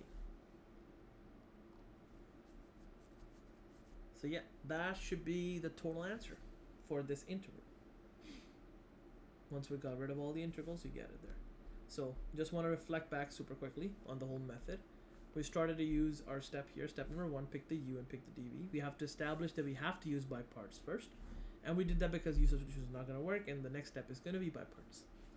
So once that is established, we pick up our u, pick up our dv, as per the rule of Eilert. Next step we do is we find our du, find our v, and then we compose our integral I as a by-part solution.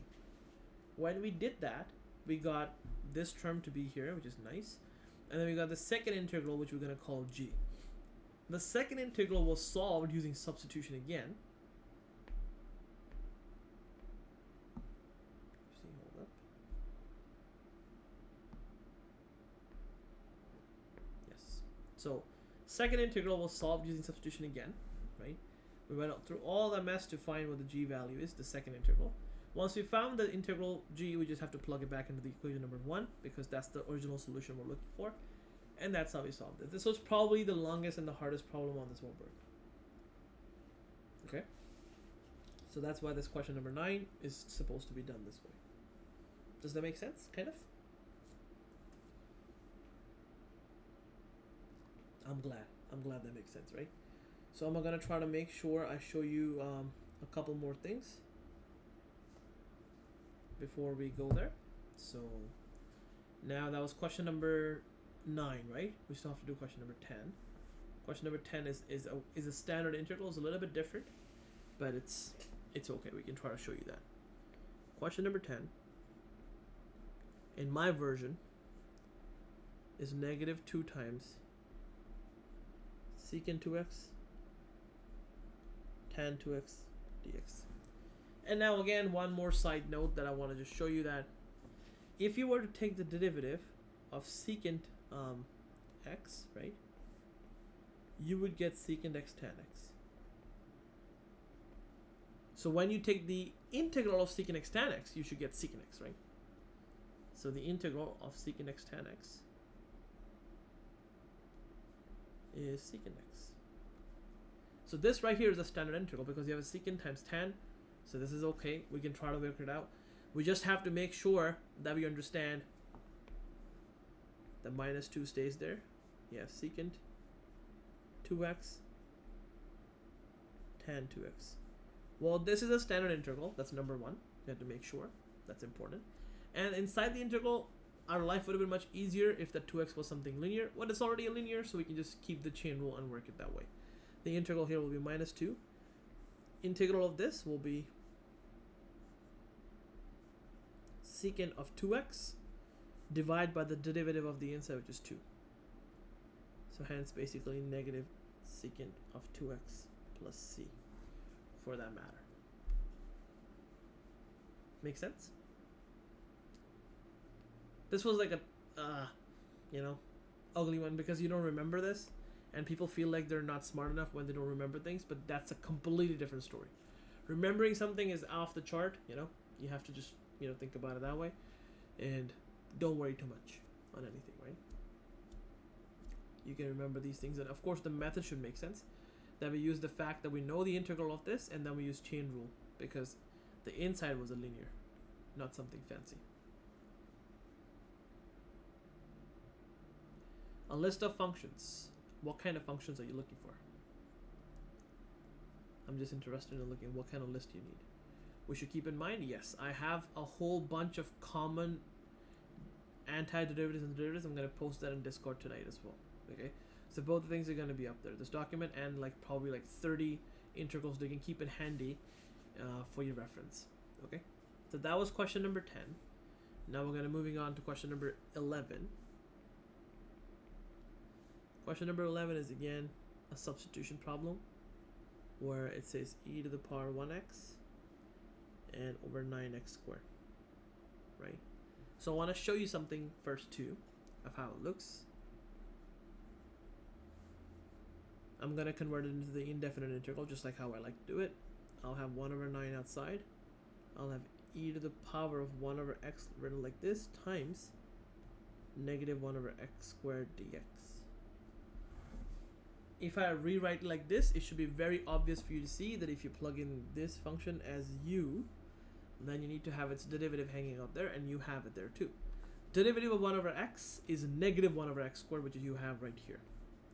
Okay, so you can carry on the substitution now. You have, let's say, u equals to 1 over x,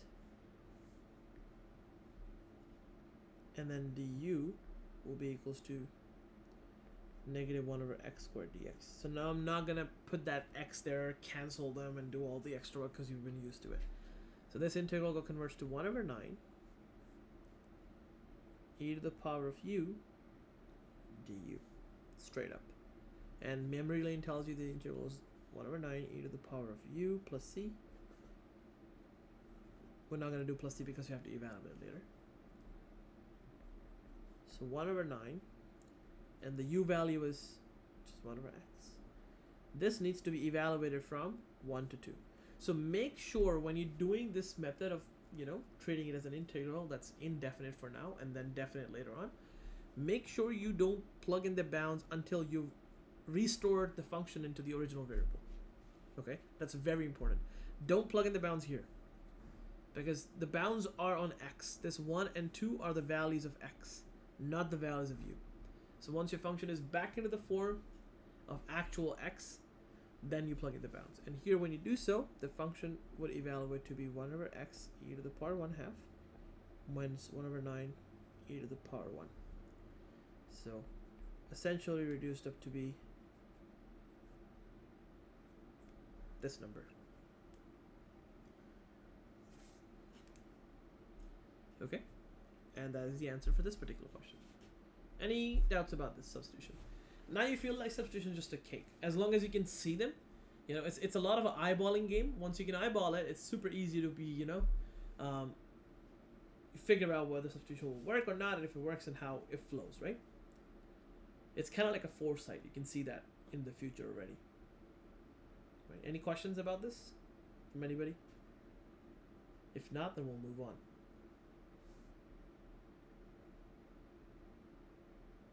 Yes, the session is being recorded from the last hour and 45 minutes, so don't worry about it. We have more 15 minutes to go, and I'm trying to cover up as many questions as I can, right? So question number 12, we already talked about it. Question number 12 was the first example that we did in order to do, this substitution. So that's already been talked about. We're going to move to question number 13 now.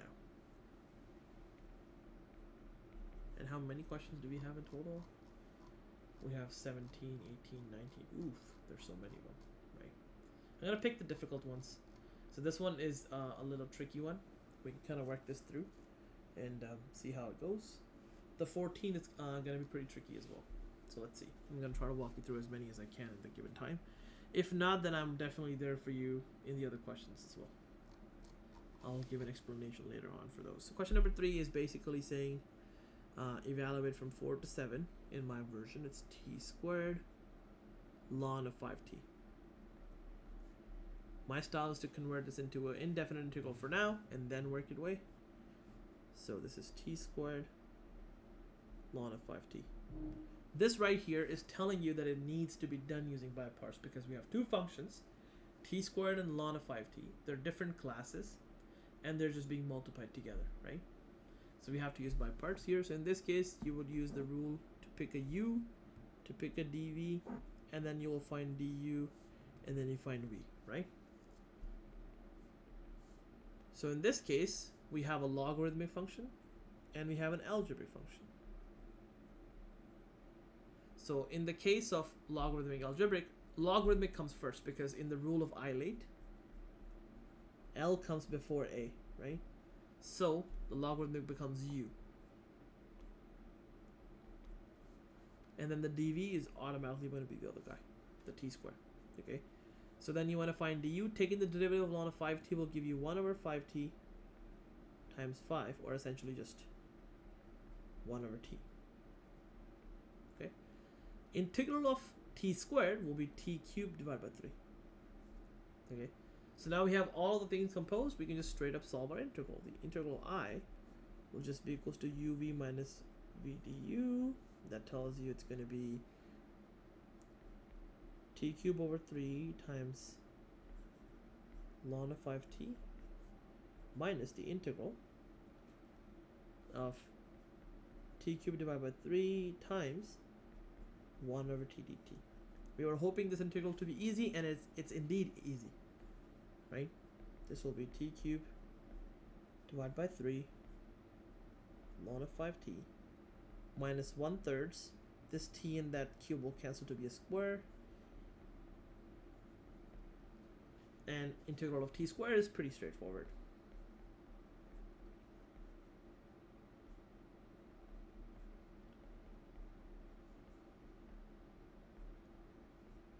And now once the integral is done, because this was a definite integral, we have to evaluate it from the bounds, from 4 to 7, right?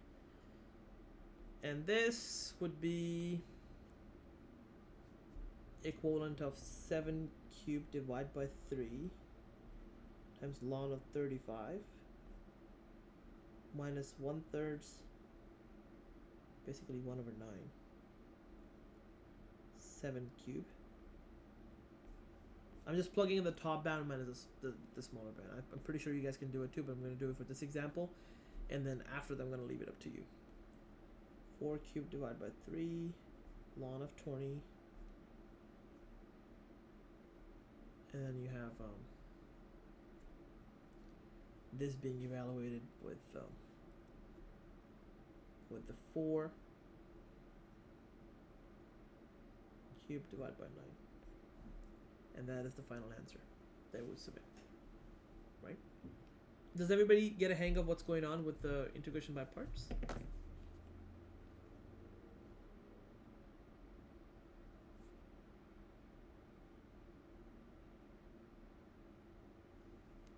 Okay, good stuff. We're good on the same page, right?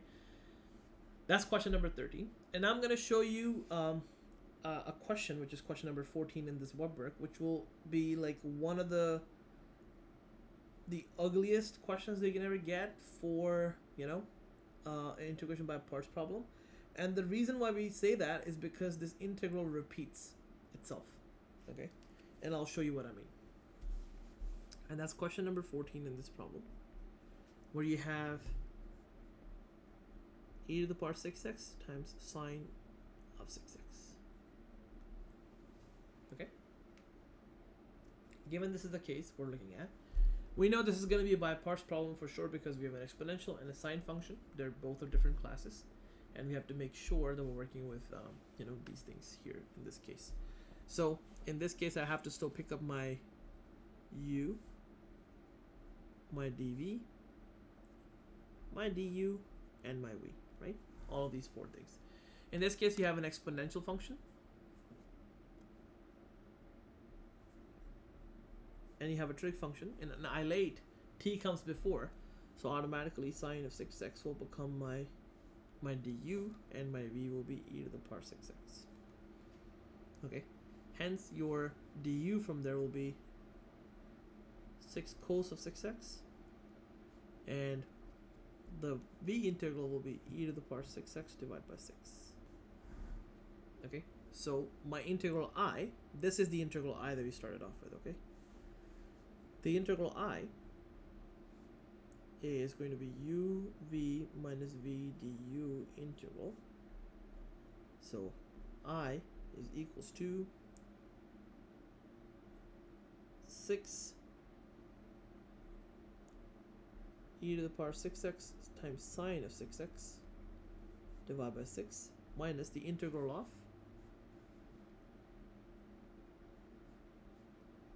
six cos, basically no, e to the power 6x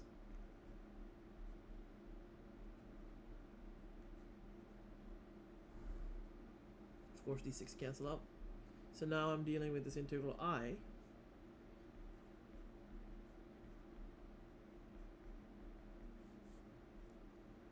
minus this integral that we have.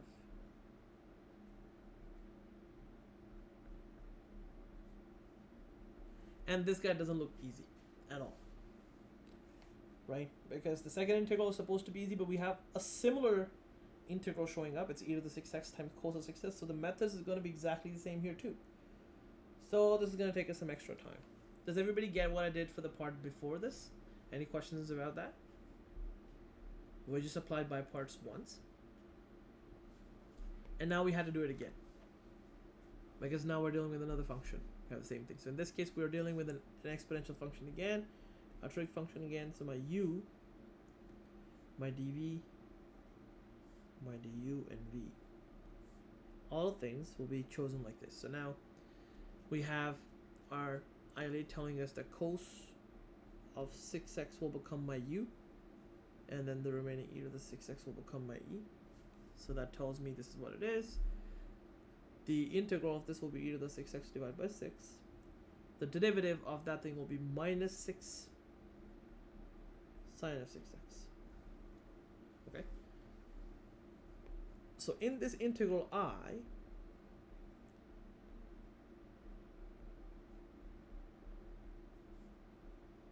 I'm going to have to subtract this integral will be written as uv times v du. So there will be u times v, which is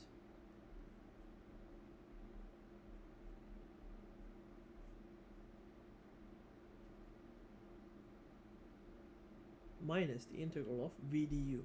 So when you do that, you get negative 6 sine of 6x times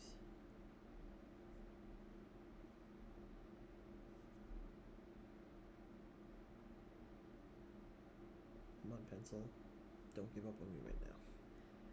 So we get this, right? So when we get that, and I'm trying to simplify this a little bit so that you can see the pattern, what I'm trying to show you.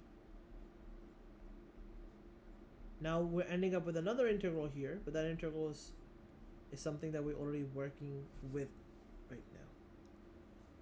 So this will be e to the power 6x cos of 6x divided by 6. And now this negative, the 6 and 6 will cancel out.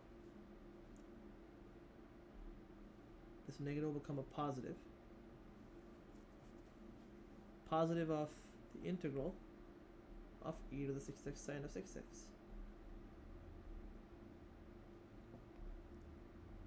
Right? So we're back where we started off with.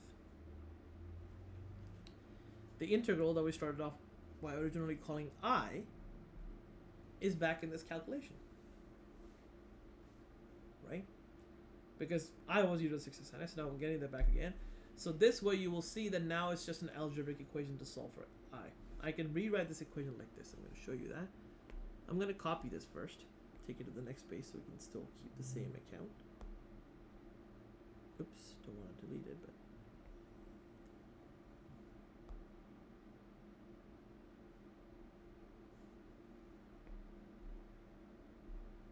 so that was the equation that we're working with. This comes out to being I equals to e to the power 6x sine of 6x divided by 6 minus e to the power 6x cos of 6x divided by 6 minus the integral I again. Right? And now you can move this I to the left side. So you have twice of I equals to, I can factor e to the power 6x divided by 6 from there. I'm going to be left with sine 6x minus cos of 6x. And then of course you can divide both sides by 2 to solve for the value of I, which you were originally looking for. That will be e to the power 6x divided by 12.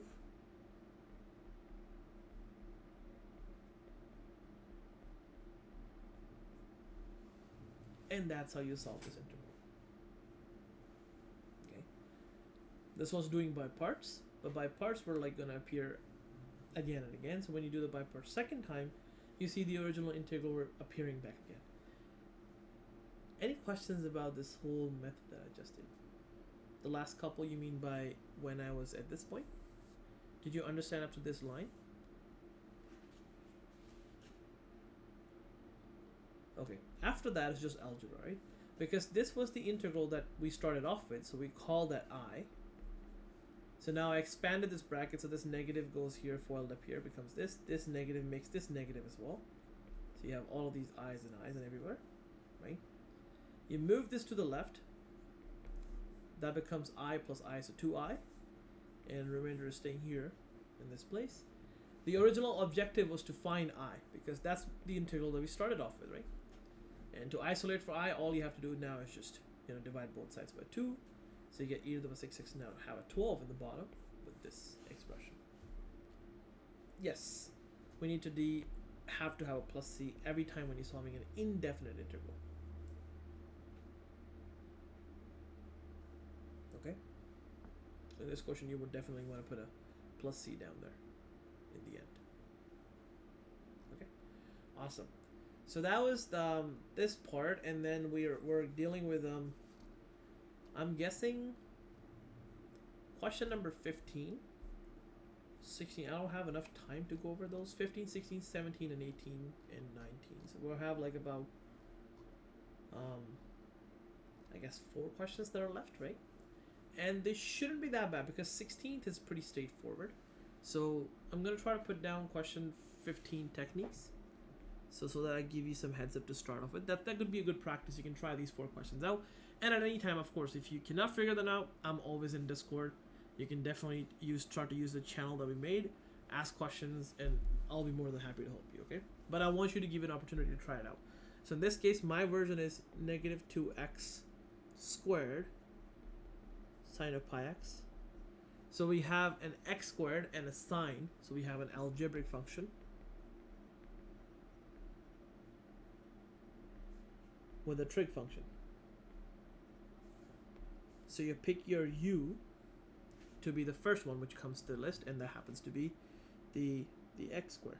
In this case, you can pick the negative 2x squared because that's also the whole thing. You can either take the negative 2 outside of the whole integral or just, go with the flow. That way. And dv needs to be sine of pi x. Hence du in this case will be negative 4x dx, and the value of v will be the integral of sine pi x. Now because of the chain rule, you already know it's going to be minus cos of pi x divided by pi. Okay? And that way you can start to begin your writing integral.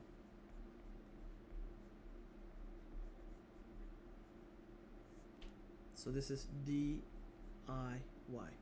Try it yourself, okay? So that's this. That's question number 15. Question number 16 in my version is just integral of 5 times ln of 2x plus 1.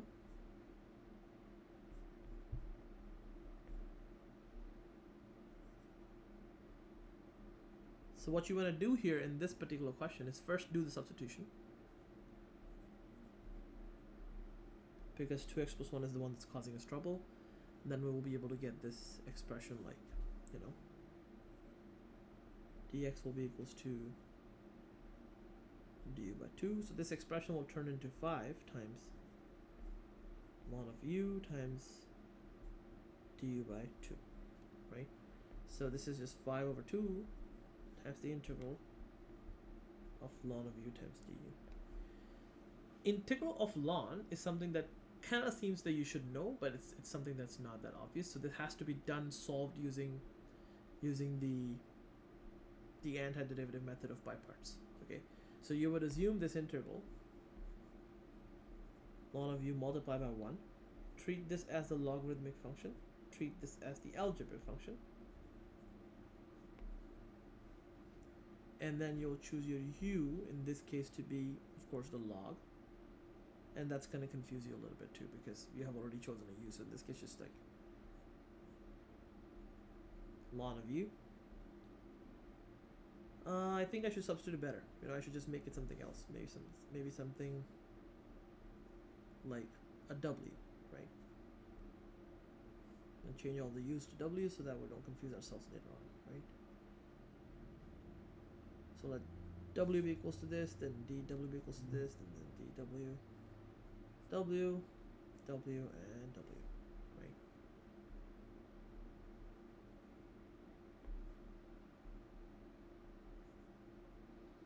So now du will be your ln of tw. And then v is just going to be 1. Okay, because 1 is just a number there. From there, you will find your du to be equals to 1 over w dw. And your dv will give you a v that's going to be equals to just, w, because the integral of that with respect to w will give you this. So then when you solve it, you can definitely do it yourself after that. And this will give you the solution in terms of w. Make sure you don't forget to plug in back what w was in the beginning. So that's how you do question 16. Question 17 is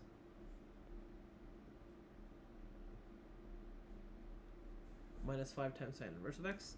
So you can treat as two functions being multiplied, where you treat the minus 5 as an algebraic one, and treat this as the inverse one. Okay? And then of course you can pick your u as per the rule. The sine inverse of x will be your u, and your dv will be equals to minus 5.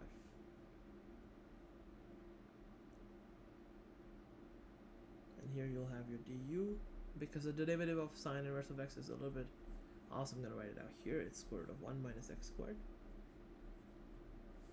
And then your v will just be equals to negative 5x.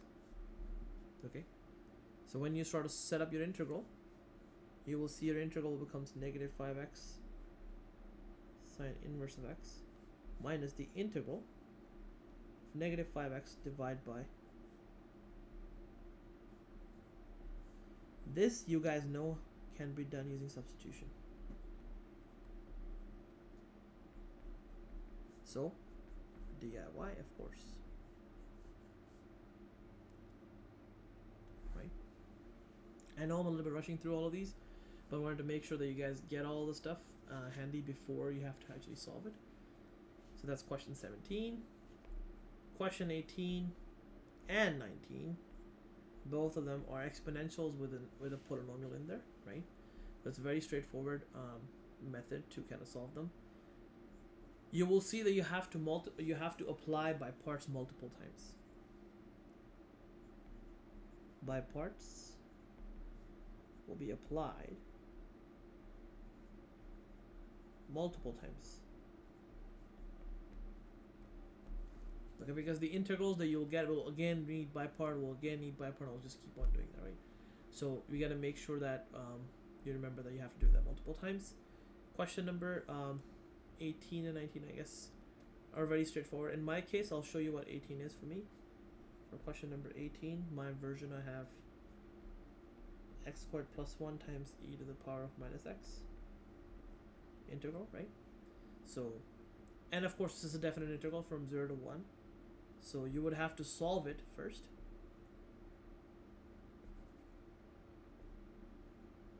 Solve the integral as x squared plus 1 e to the power minus x, and then evaluate with the bounds, right? Does anybody have any questions regarding which one to pick u and which one to pick dv in this case?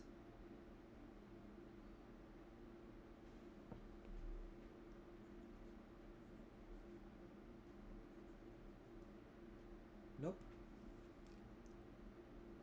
Then what would you pick as u? Can anybody tell me what would you pick as u?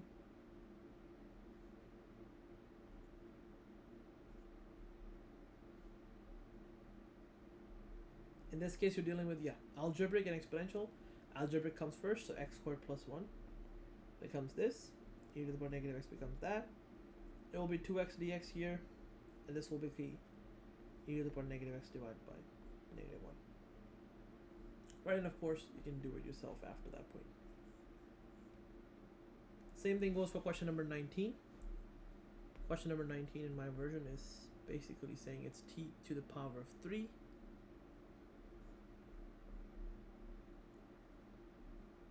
e to the power of t, right? So in this case, again, you'll pick your u to be 6t cubed. You pick your dv to be equals to e to the power t. Your du will be 18t squared. Your dv will give a v to be equals to e of t. So I'm going to show you where you will need by parts again. So this integral I will be 6t to the power of 3 e to the power t. That's uv minus the integral of 18t squared e to the power t, right? 18. So you'll need by parts again here. Your u will be 18t squared. Your dv will be e to the power t. Your du will be 18 times 2, I guess, is 36. And your v is going to be e to the power t as well. So now this integral could be written like this. I equals to 6t cubed e to the power t minus, that will be uv, so 18t squared e to the power t minus the integral of 36t e to the power t. Then you would need by parts again. 36t will be equals to your u.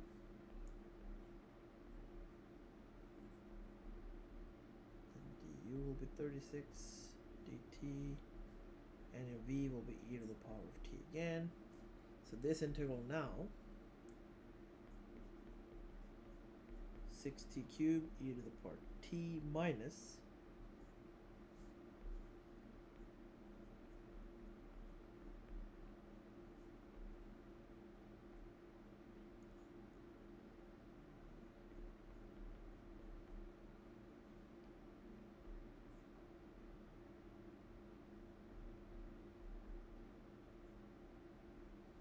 and that's how you finish off this guy. This integral here, 36e to the t, will just be 36e to the t. So now all you have to do is be very careful of how these signs will FOIL down. This will become negative 18t squared. This will become positive of these two, and then make sure you have the nesting of the signs correctly done. That's how you see it's multiple by parts problems. And even though by parts are not that hard itself, but it's just, you got to do it repeatedly times, right? And there's a way that you can do this faster too with tabular method. And I will probably teach that next time when we meet, right? So apart from that, we're done our 2 hours work. Pretty exhausting, probably. And I hope you guys learned. If you guys have any questions, feel free to stay back and ask me. Or else we're good to go, right? Thank you everyone for coming in. Most of the people came and left, which is okay.